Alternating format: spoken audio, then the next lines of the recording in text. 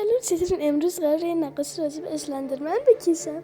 به کانال من خوش اومد. اسم من نوره. یادت نره لایک کنید. این همه واسه این ویدیو زحمت کشیدم. میفهمید چه رنجه کشیدم. همین الان ندارم. بس این دیگه. ولی خوشحال میشم به کانال تلگرام ما بیای. اون موقع دیگه نایس داری.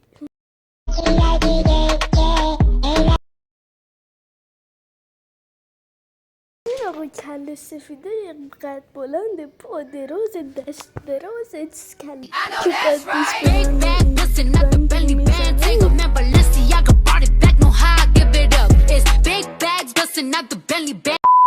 خب پروندهش دختر 12 ساله به مورگان آنیسا 2014 هم کلاسی خودشون رو به اسم کنم پیتون لانتر توی جنگل و به پاها بازوها کبود و تن اون 10 ضربه چاقو میزنن.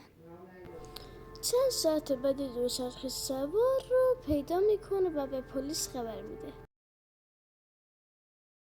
خوبانو میرسونن به بیمارستان و نجات پیدا میکنه. آنیسا مورگان هم دستگیر میشه.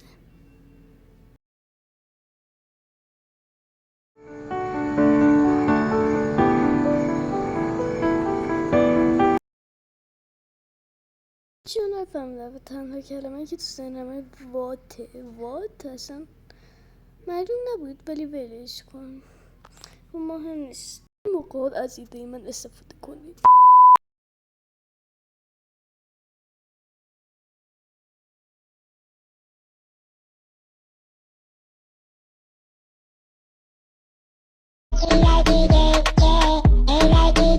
خب همونطور که میبینید رفتم تیتیوب و آره واقعا فیلتر شکرم موضوع نبودم. رفتم تیتیوب و با چند تا چیز مواجه شدم. همیشه که دنبال میگشتم ولی دنبال هیچی نبودم. در اصل یادم رفته بود اون موقع اصلا دنبال چی بودم و هدفم چی بود. همینشکلی فقط اومدم اینجا و همیشه هم فیلم گرفتم. اصلا یادم رفته بود. بعد همیشه میگشتم و زیاد میگشتم. میرفتم پایین میرفتم یک دفعه این دوتا رو دیدم. یعنی در واقع 3 نفرم ولی تو این ویدیو 2 نفرن الان. بعد ولی شرکت دیجیتال هم هفتش اومد و خیلی خوشحال شدم ولی هدفم یک چیز دیگه بود. با اینکه یادم رفته بود هدفم چیه. اینجا قشنگ دنبال یک چیز بودم ولی یادم رفته بود. بعد رفتم دوباره تو پیج خودم برگشتم. بعد یک دفعه گوگل رو دیدم. فهمیدم گوگل چیه. همین چیزایی که سرچ وای ذهنم اصلا الان عقل نداره. دارم چی میگم. بهتره دهنمو ببندم سکوت کنم. یک دفعه یادم اومد باید میرفتم سرچ کنم و آره دیگه.